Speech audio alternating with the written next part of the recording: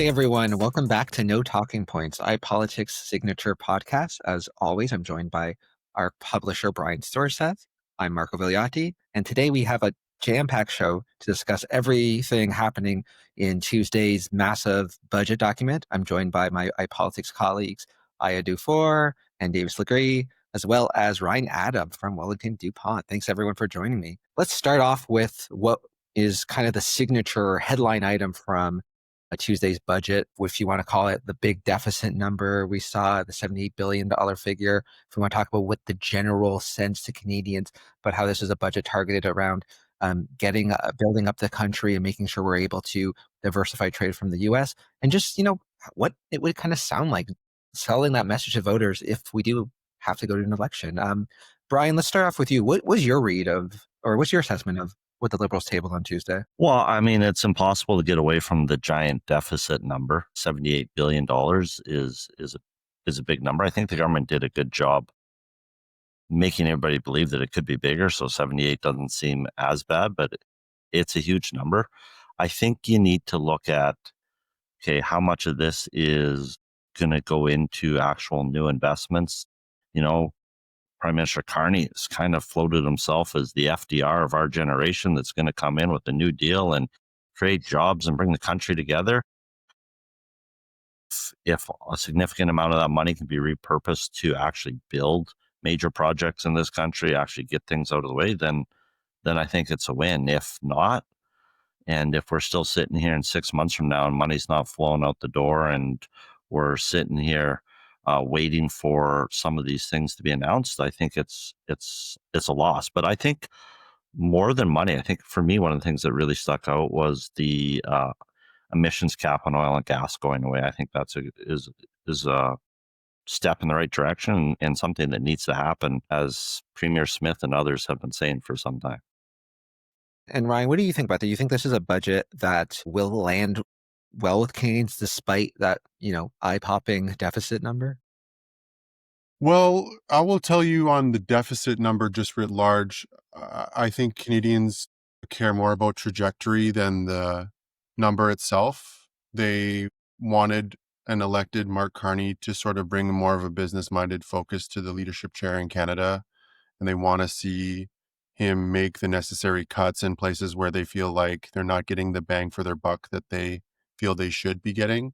I would say also, like, the two big words, just to build off what Brian is saying about the budget, is to me, like, on the macro, Trump, and on the sort of micro, if you'll permit the analogy, like investment and investment culture, investment confidence, et cetera, et cetera. Like, I think that people are going to be very interested to see if Canada, who on investment and building big things has often talked a really good game, if this government and this prime minister can actually deliver on that promise, whether that be through critical minerals, which was a huge highlight, whether that be on the infrastructure fund, which is $50 billion of repurposed money from other places where I'm sure they felt it was inefficiently being used, or whether it be on sort of this new gambit, which is the major projects office and some of these LNG and ports and other things that Canadians should feel like are nation building projects moving forward. So I think the proof is in the pudding here. It's going to be a great scene setter for what comes next, but I don't think most Canadians will be satisfied just with this document and taking the government at face value on what comes next. They're going to really need to see progress in some meaningful areas. Yeah, I mean, for Davis and I, we were all in that lockup, and I feel like it's tough to kind of get a read of how something's going to land when you're just like throwing that massive document and you're kind of, tucked away from the rest of the world in that room. But Aya, what was your read? I know you're the first federal lockup you were in. What stood up to you when you saw that budget for the first time? Well, I was really hoping there would be some kind of hints as to what the next round of major projects might be, and there was really nothing in there except that they expected to trigger $160 billion worth of investment. And what that tells us is that at least one of the projects that are going to be announced by November 16th are going to be bigger than the projects that were announced in that first group. So I thought that was interesting. I also thought there was a lot that the mining industry would be happy about in there, and some investment funds that sort of had a broad description of what they might apply to, from exploration to processing, like all along that cycle. So yeah, it was a good one, I think, for the mining industry for sure. Davis, what was your read? I know we were talking a lot about climate going into this budget, what it would mean. Was it, did it meet your expectations, wildly exceed them? What was your kind of take?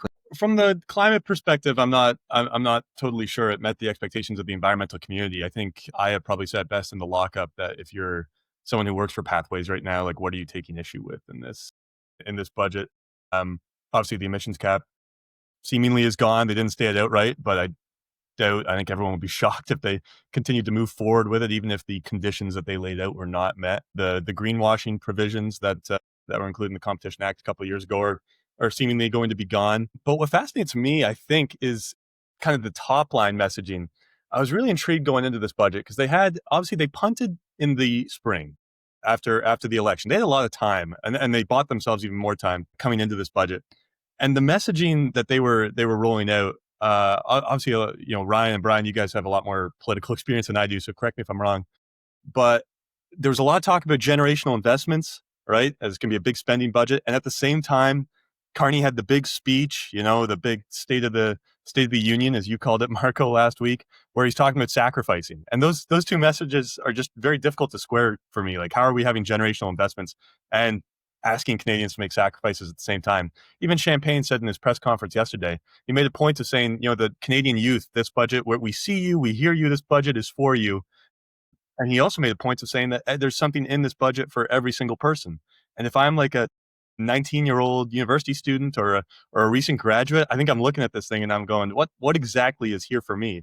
That's not to say that there aren't beneficial policy measures in here, but if I'm a selfish individual, and as you know, Marco, that's kind of my MO, I'm not totally sure what I'm looking at. Yeah, there's something in the budget for everyone, provided you're not a public service worker, I guess. Well, yeah, fair enough. There's that. Caveat. A number that stood out to me was, they said all this money that we're going to put forward in this budget is going to trigger something like $1 trillion in private sector investment. I don't really know the kind of procedure that you take to kind of make that calculation, but every time I see a number like that, I just wonder if that really resonates or connects with Canadians. Like, once you start throwing out these big numbers, I think that's the reason why we have all this like finger ringing about, or hand wringing about a big deficit number. And I think it really lands with a thud for a lot of people because it's like money we can't even like envision. Like, what are you talking about? Can you kind of materialize exactly what that means for me? So $1 trillion in investment, does that mean everyone in this country is going to have a job or 2 or 3 jobs over? Like, for me, I just didn't think it did a good job in connecting what exactly this would mean, to Davis's point, for everyone. So I don't know, maybe that's what the post-budget tour is about. And the next week, Ryan and Brian, you guys know how to. I was just going to say a couple of things, having executed on a couple of budget rollouts in my past, and also having sat in countless focus groups about what really resonates with voters around, especially the law of large numbers. Like, honestly, at some point, in my view, for me personally, and in focus groups I've participated in, like, people can't really feel the difference between 5 million, 5 billion, 50 billion, what have you. That's not an indicator in a lot of ways that people really touch, see, and feel on a regular basis. Like, I think most people notice the interest rates, they notice cost of goods, affordability, whether that's gas or groceries or things of that nature. They may or may not notice getting a raise at work, or a friend losing their job, or some of the other kind of, if they're really in the like Bloomberg-y kind of financial type of media consumption space, some of the other sort of indicators like inflation and things of that nature. But like, I don't think, like, yesterday the budget deficit could have been 56 billion or 76 billion or 96 billion, and I don't think the guy who lives across the street from me would feel any different. I do think, having participated in some budget rollouts, that they're doing a new sort of comms communications attempt here that I find very interesting in terms of how to personalize it and how to amplify this budget day, which is essentially a communications exercise paired with a legislative exercise. But they're doing what I call like a roll up to the budget. So like you will have noticed the last couple of weeks, they've been pre-announcing things that ended up being in the budget, which for all of us who've been in Ottawa for a while knows that that's a very new thing. Like it's almost always, if you talk to a government official or you are a government official and it's 2 weeks before the budget, it's like, do not ask me what's in the budget. I am not allowed to tell you what's in the budget. So they're definitely trying to amplify. And you saw the speech you mentioned Marco and Davis as sort of the like first chapter of framing this whole period. But then now what I think you'll see is cabinet ministers and the prime minister fanning out across the country to visit places like the Port of Churchill, to visit places like Contrecoeur, to visit mines, or to visit hospitals, or have meetings with premiers or regular everyday people in factories to kind of say, hey, you may have missed on page 94, we made a loose reference to updating the mandate of the Canadian Infrastructure Bank, which is, maybe the least sexy sentence ever uttered. But here's what it means now for this business I'm standing in.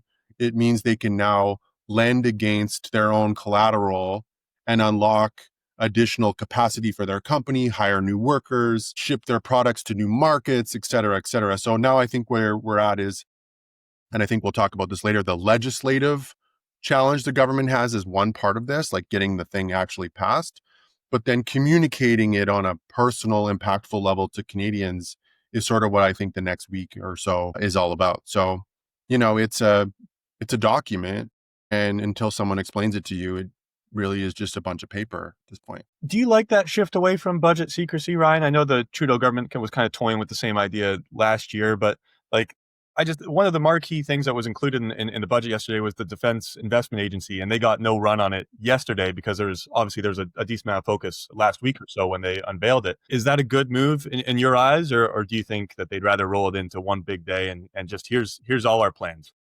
I mean, to me, I think this is just my personal preference. I kind of feel like the pomp and circumstance of budget day is a bit overblown in some ways. Like, ooh, he bought some new shoes and he went to the gym and he got his photo taken in the back of great, awesome, super great.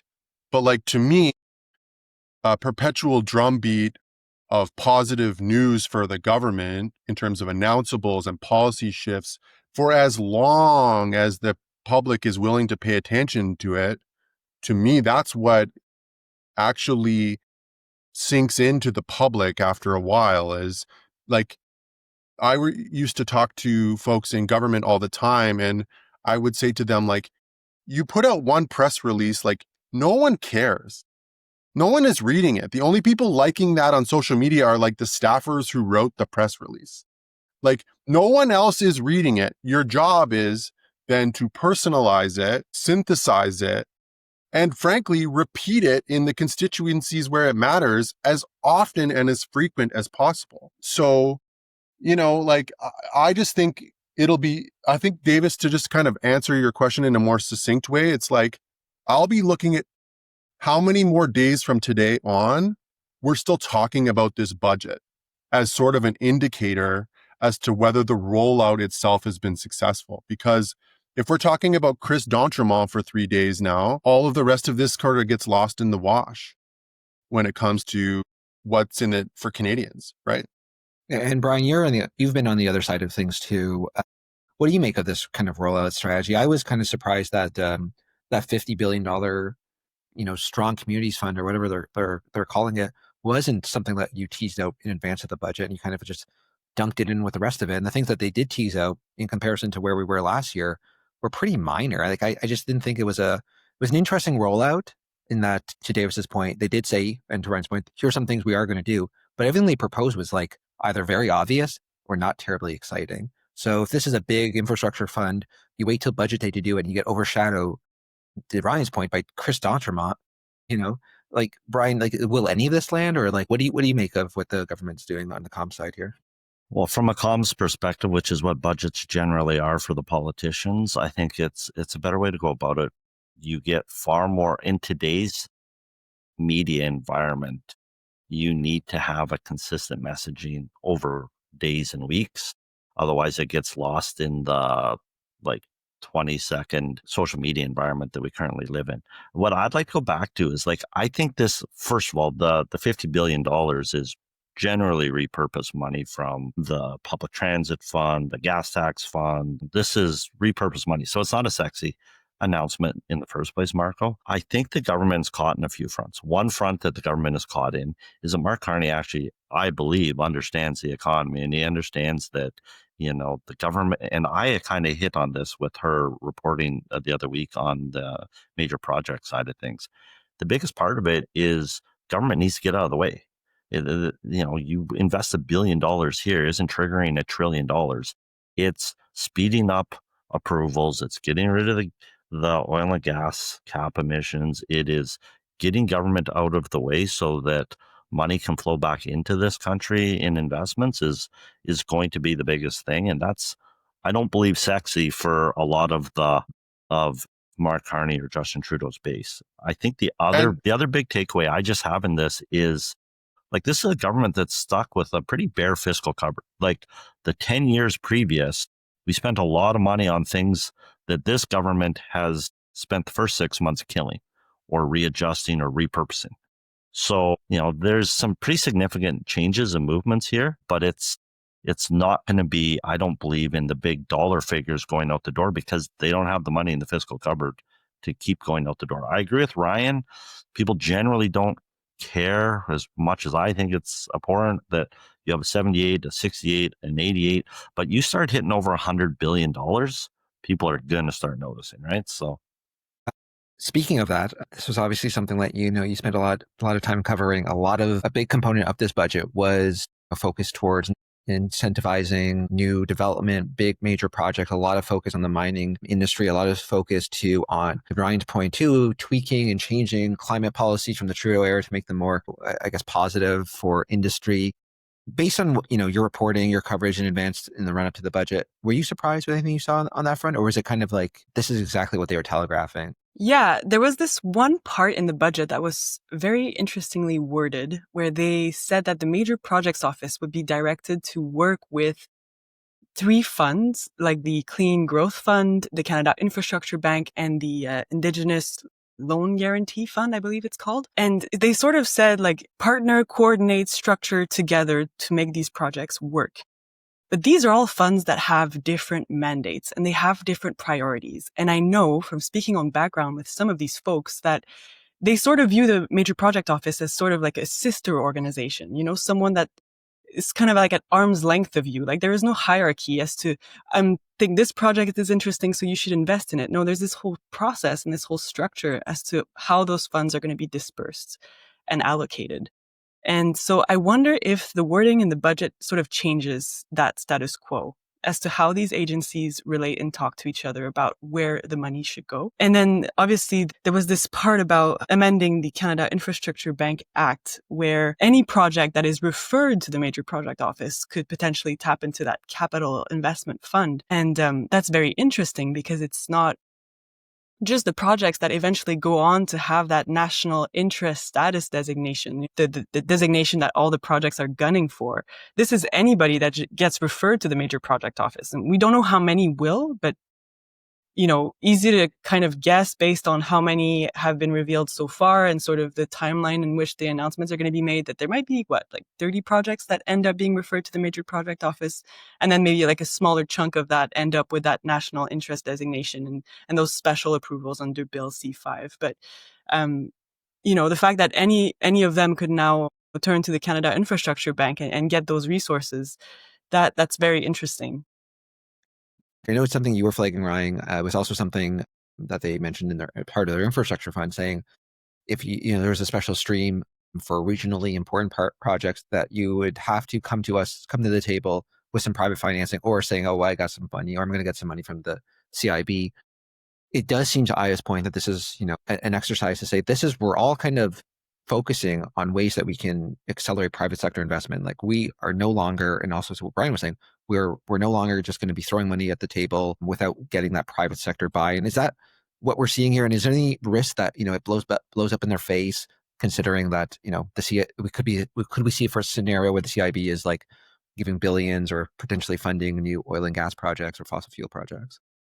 Yeah, so I think we're finally getting to the table stakes of what the major projects office actually is, because I will note in my own private interactions with the office and with the government on major projects, it's sort of like everybody's telling us you want to be on this list, you want to be on this list, and no one could really until yesterday explain to me why, right? Because, on major projects you have Section 35 responsibilities. And last time I checked, Don Farrell wasn't elected to anything and doesn't represent the crown. And it's the crown/the government's job to do proper consultations on major projects. So that's one thing the major projects office doesn't do. And then the second piece is like they're not a policy office, so they can't really alter regulations or pass bills or anything legislative. Like, you know what I mean? So for a while here, we were all sitting going, is this just like family feud? Like, does my project show up on this board, and is that supposed to mean something to me because I get a sticker with the maple leaf on it? Like, it didn't have any table stakes. And so I think, Aya, like your observation is so correct. Like, now there's some table stakes. The CIB is being given the mandate to do two things. One is participate in fossil fuel investment just writ large, which not sure others knew before this, they were not allowed to do. So as a natural resource based country, like, you've got your Canadian infrastructure bank sitting there, not able to invest in its primary, secondary, tertiary resource. That to me was a fundamental disconnect, and sounds like it's now been rectified. But then also the basket at the end of the rainbow here now is apparently a $10 billion fund from CIB that only folks either designated or listed through C5 to the major projects list can have access to. So from my perspective, like, what everybody was hoping for from major projects and all of that, C5 and all that, was certainty to invest. And now it's starting to feel like the government's starting to put the rough outline of that around it. So the counter risk, to be honest, Marco, is that some of these projects get overly reliant on government funding, and private investment is now waiting for the government on every project to put their money in first before they come along behind and sort of draft off the initial investment of the government. And then on the flip side, at the end of the project, it's sort of like, how do you pay for Indigenous equity for communities that don't have billions of dollars sitting around? And the boogeyman under the bed on every major project is cost overruns, as we don't need to remind each other of on TMX. Like, someone said it was going to be 8 billion and it ended up being 35 billion. So whose bank ledger does that money come from at the end? So I think, Aya, like EDC, BDC, CIB, the infrastructure bank, CDEV, which is the Indigenous Loan Guarantee Program, and some of these other envelopes now have a huge role to play in indicating Canada's commitment to getting the major projects built. Whether that will bring private investment off the sidelines, still to be decided. Because as I was trying to say on Brian's earlier point, Canada is no longer competing against itself in terms of investment environment. It's competing geopolitically now with China, with America, with other places where, let's be honest, they have way less boxes to check on some of these things. So can Canada hurry up and get in the global game? We'll wait and see and find out. Yeah. And Davis, I mean, sorry, Ryan, to your point, some of those countries, though, aren't democracies, and they don't necessarily have to worry about winning approvals in certain corners. Davis, I know you've been talking to some, people in the environmental community. Do you think there's any risk that what's being proposed, this overall, even if, to Ryan's point, it's much needed, that, it does cost them some support in the community, in certain corners of this country? Or is just kind of overblown, and maybe these environmental, advocates are kind of overseeing their importance or their kind of relevance to what's going on in this country, especially as we face, an unpredictable American administration that seems to want to burn down our relationship? I'm not really sure. I don't think I'm best placed to answer that question, but it isn't I think it gets to the crux of the matter that how important politically are progressives to Mark Carney's liberal base, right? That was kind of the big narrative coming out of the last election, is that especially older progressives rallied to the middle to try and stop Poilievre to get in. Are they going to, a lot of this stuff is very nuanced. A a lot of complicated kind of measures here that I'm not sure day-to-day Canadians are really paying the closest attention to. I think the narrative is starting to take shape that this guy, this Mark Carney, who wrote values, that was the climate finance envoy to the UN, I think that facade continues to drop, at least in the eyes of the environmental community, who had such higher hopes for him that he would come in and he would. Didn't Don Davies say it's not the same Mark Carney who wrote Yeah. values? Oh God, look at me just parroting Don Davies' talking points. That's not good. All right, I'll just see myself. It's fascinating though. Well, I was just going to say, especially the party that represents that community, or at least seemingly in recent years has represented that community, is the NDP. So I think it just puts them in a further bind as to whether they can support this budget or even abstain, which I think most Canadians will look at tacitly approving of these policies. Brian, what do you think of that? Do you think, the pressure's on the NDP right now considering this budget? Well, I think Davis raises some fair points about the voter coalition of the current Liberal government. But as long as the NDP continues to be the party that props up this government, whether it's by abstaining or having a deal or voting with, it's not going to, they're not going to be able to draw that away from the Liberals. So at the end of the day, I think we talked about it before. I think it's going to be really interesting how some of the NDP leadership candidates that are in a caucus play this. It's an opportunity to really set themselves out differently and appeal to that progressive. But at the end of the day, as long as they continue to just be the left flank of the Liberals in Parliament, they're not going to pull any of that away. I was thinking a lot about why the NDP wouldn't want an election, because like I mentioned, they have no money, they have no leader. That's two big problems.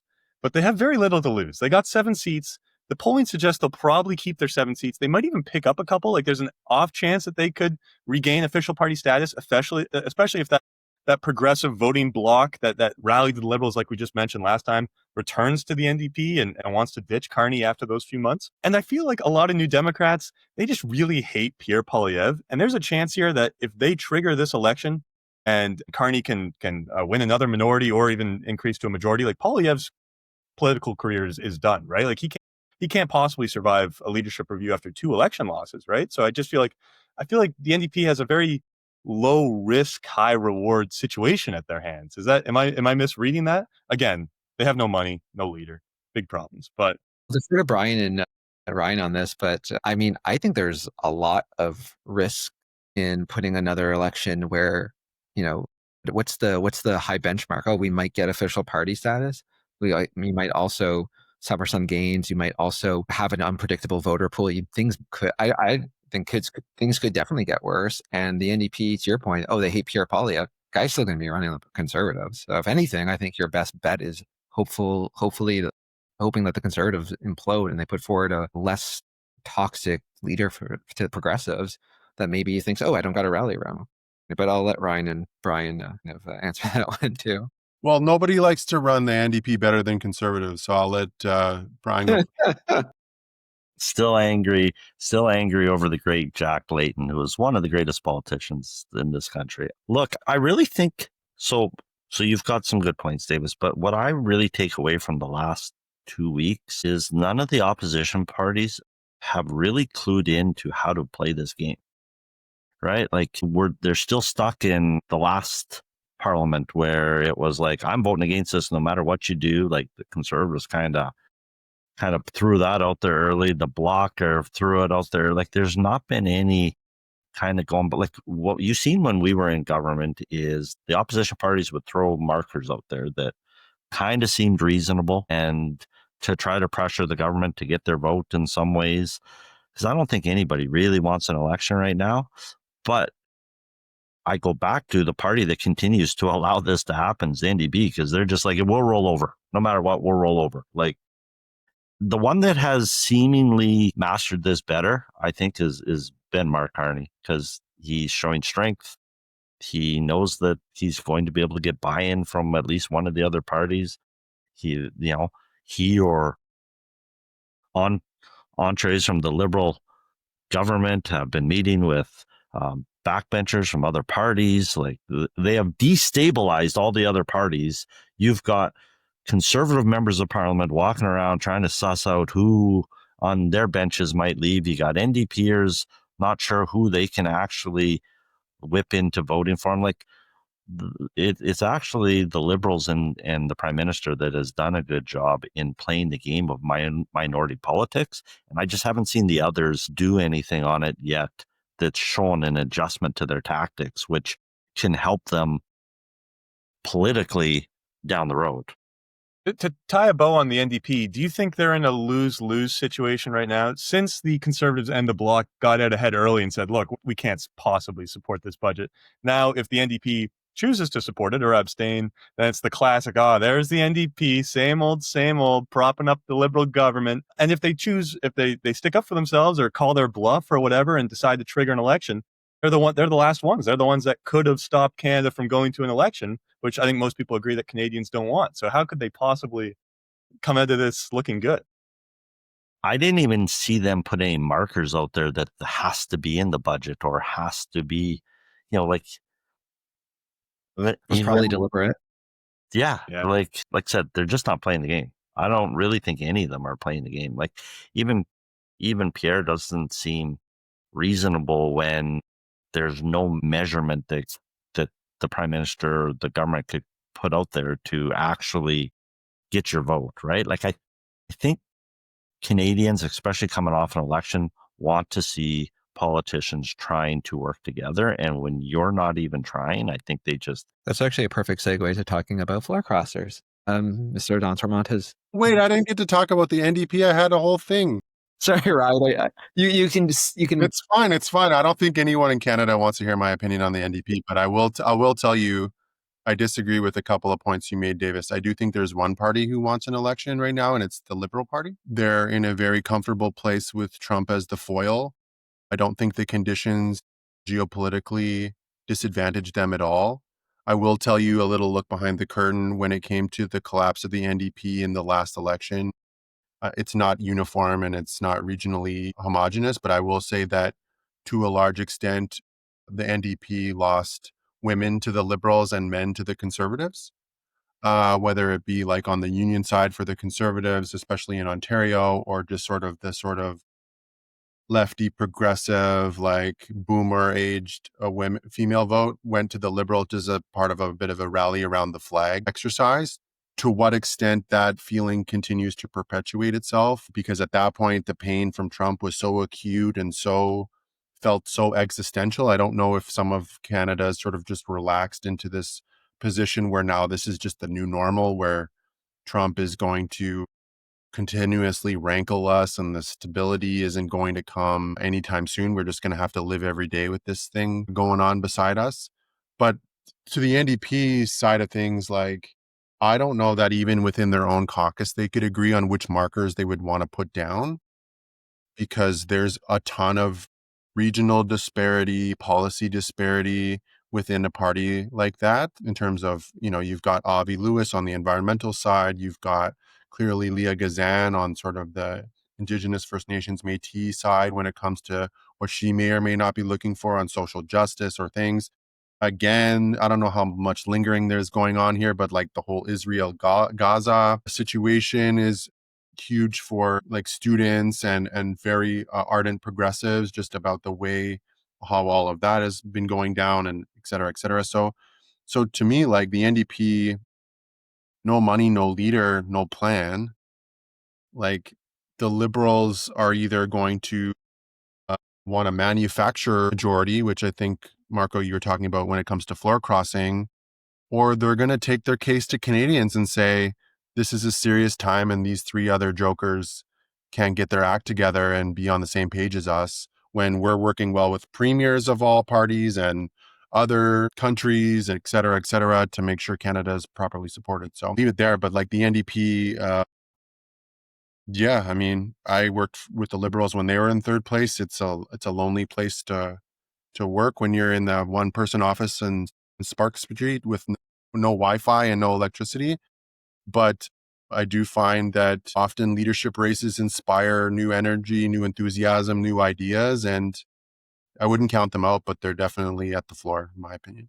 Yeah, but do they need to? Like, are the Liberals going to be in a position where they're going to have enough Conservative MPs jumping ship? O'Brien, I know you were in the House for a few prominent floor crossing situations. We are hearing a bunch of rumors that more conservative MPs are going to follow Christian Tremont out the door. Is that something that you could see happening, like 2 to 4 more conservative MPs jump ship? Is that reasonable? And if so, is it just a reflection on their frustrations with Pierre Poilievre? Or are they making a calculated guess here that, yeah, Mark Carney's probably a lot closer to us, and, we may be better served running under his banner? Well, I think there's a third option to that too, Mark. Beneficial to whoever it is that's crossing the floor. Like, from the rumors I'm hearing, none of these people have just decided that they've had a come to Jesus moment, and all of a sudden it is better for the country for them to sit as an independent until the next election. It seems like they're negotiating with the Liberals, and what they're negotiating for, I have no idea, but it's certainly because they see a benefit to themselves, whether you're Christian Tremont and you think you can win your seat as a Liberal easier than a Conservative potentially, or you've been offered something, I have no idea. But it doesn't seem like you've got the, it's not just purely based on what's best for the country or a frustration with any of the leaders. I don't necessarily believe. Well, there is always the personal aspect of some of that as well, for sure.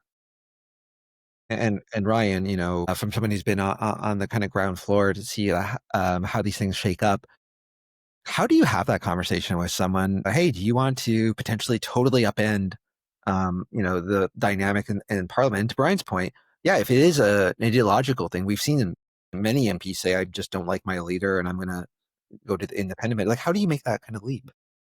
I mean, the most famous one is Belinda, right? Like, it is about, I think Brian hit the nail on the head. It's a confluence of sort of the politics of the moment, where you think the country is and where you think the country wants to go and under whose leadership. So if you're a progressive conservative under Pierre Poilievre, MP for Carleton, you might think, oh, there's enough room left in this tent for me to be a conservative. But if you're now an MP for Pierre Poilievre, MP from Battle River Crowfoot, one of the most conservative ridings in all of Canada, you might think, oh, I don't necessarily want to go too far in that direction. It doesn't speak to my constituents. It doesn't speak to me personally. It doesn't speak to my politics or the politics of the moment. And then I do think, just on the crass, bare knuckle political side of things, it's like every MP is like on the conservative side is thinking, what's in it for me? Like, am I going to be chair of a committee I care about? Am I going to be a secretary of state? Am I going to be, in the old world, Belinda crossover and she was a minister right out of the gate. So, and then ultimately they also go like when I think when you're a Liberal insider looking at dance partners or first dates, you start with polling and you go like, where are the red-blue races where the blue team won by 5 points or less? And let's see if we can entice any of those people into a conversation. And then you just sort of see where it goes from there. But to me, I think, Pierre, you either love him or you don't. Probably you could say that about Justin Trudeau or Mark Carney too, to be fair to Pierre Poilievre. You either love him or you don't, but there's definitely a constituency of folks there who are either getting tired of the act and looking for somewhere else to go, or looking for him to make this illustrious pivot I hear about every single day, which if you were waiting for that, you'll be waiting a long time. My only comment though to that, Ryan, and I think Ryan's nailed it on this. This is to these people, they're feeling they're getting ahead by doing this. I don't believe anything other than that, because when you put your name on to be a member of Parliament for, Westlock St. Paul, which is actually better than Battle River Crowfoot, Ryan, you're saying, and by better, you mean more conservative? I would agree with that. But what you're making a pledge to the 120,000 people you represent that this is my set of beliefs, this is the party I believe in, and this is the way I'm going to move it forward. Like, the election was 6 months ago. Like, you are fundamentally doing something. What I would say is you have a responsibility. If you disagree with Pierre Poilievre's positions now because he's more conservative than he was in the election, then you take that to the leadership vote, you organize, you work, you do your thing, you stand up at the mic, quite frankly, have the balls to do it sit inside. as an independent, or vote against. Like, you have other take the blue coat off and put the red coat on options. Like you said, Brian, I completely agree. Like, you got to be pretty committed to moving over. And sorry, Davis, I want to get your thoughts on that. Yeah, what do you make of the fact that it could be more people? It could be an onslaught of enough MPs to manufacture a Liberal majority in the. Well, I'm going to answer your question with a question, if that's okay, because I have a very stupid question, but that's what I get paid to do. So is there any, there was a part of me that thought, is this move, or is the timing of this move almost worse for the Liberals than the Conservatives? Now, you have to hear me out just for a second. I understand they'll be thrilled to get one step closer to majority. But Ryan, you said earlier, the test for this budget is how long afterwards people are still talking about it. And yesterday it was about 47 seconds before the news with Dupont came out. And even today, that's all I've been talking about. That's all I've been hearing about. People are more interested in the arithmetic in Parliament than this massive budget that was just rolled out less than 24 hours ago. Is that a problem for the Liberals? I don't know. I just think it's worth asking the question. No, and it's actually a great question. And it goes back to Brian's earlier point, which is what really matters to Canadians and how long are our attention spans and the communications challenges all governments, provincial, federal, any governments having kind of getting any sort of positive communications through kind of what I call the swamp, which is the Twitter verse of negative Nellies and the cynical Sallies and the whatever other names I can come up with. People don't often rally around good news. And sure, the D'Entremont part of it, I don't even think he would have had long enough to read the executive summary of the budget to make his decision to cross the floor at that point. So it's very obvious that some of that was worked out in advance. But yeah, no, it is definitely going to be. I know he did a presser with the Prime Minister today talking about some of the unique investments in the government. It'd be interesting to hear from him if there was something specific he was looking for, some sort of promise from the government, whether that be a community infrastructure project in his riding or some sort of policy change that he feels he's very passionate about or his constituents care about.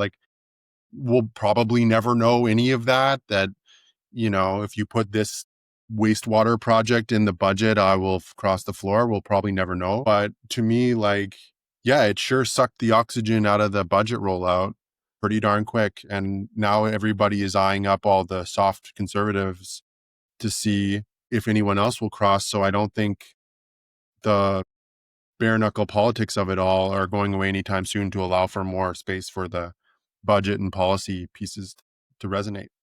It's a great point. Sorry, Marco. It's a great point because I actually believe, I think Ryan kind of intimated it, that the timing of this was established with the government, in conjunction with the government, clearly.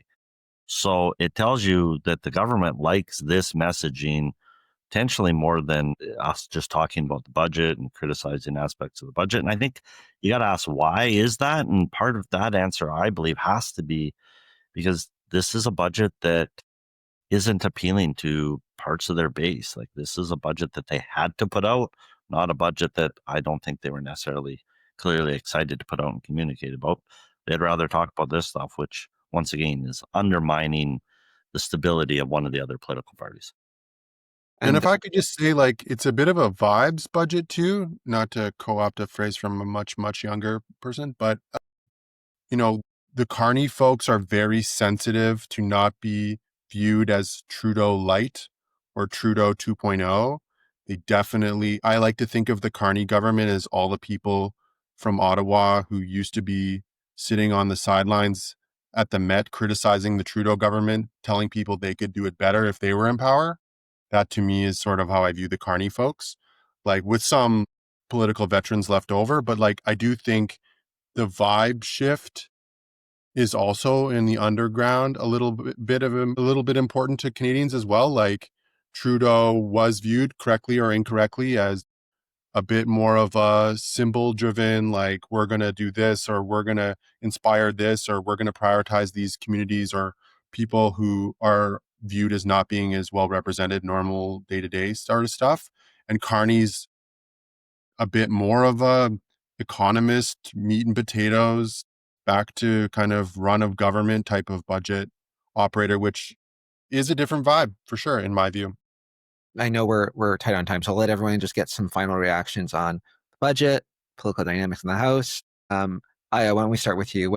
Well, yeah, I'm hearing you guys talk about like the focus on d'entrement and the floor crossing and the focus on the arithmetics of it and how it took away from the budget. But to me, it makes so much sense because the biggest question coming out of the budget is it going to trigger a confidence vote? And so it would make sense to have the focus on, well, here's the math as to how we might be able to pass this budget anyway, even if we don't have a majority. So yeah, to Brian's point, I think there was a certain timing to the floor crossing here happening right after the budget, which is because it sort of sets us in that direction of how this is going to, ensure the survival of the Carney government. Yeah. And Ryan, what's your takeaway from this wild week that we're having right now in Canadian politics? I think it's interesting to see which parts the Carney folks took out of their platform commitments for the election that made it all the way to a budget. I always like to compare authors and documents on some of this stuff because it's like what made the cut on the budget side of things when the cold wind of reality hit your election promises and what was left on the floor. So I like to look at some of that stuff. But then I do think that they are hoping the business community in Canada and globally will see this as a good table setter to invest in Canada and help Canada diversify its market access away from the United States. And I think on that front, I would give them a solid 7 out of 10, given the different levers they had at their disposal in terms of accomplishing that goal. Yeah, no, that's a good point. Brian, what's your kind of read of what's happening right now? I think what I'm going to really be paying attention to are the people that have money on the sidelines, both internationally and domestically, going to actually believe that this government is less interventionist than its predecessor, whether it's actually going to walk the talk and get out of the way and allow Canadians and Canada to extract its natural resources, whether we're going to be able to move more product east and west and diversify our markets. If they believe that this government is serious with the initiatives coming out of this government, then I think you're going to see a lot of money start flowing back into our country and making it a better place to invest. So that's what I'm really going to be paying attention to, because I believe we have to be seen as a better investment partner. And that doesn't mean always putting up the money. It means getting out of the way and being less restrictive and prohibitive to invest in Canada, because that's what's going to help us get out of the situation we have with the United States to some extent. Yeah.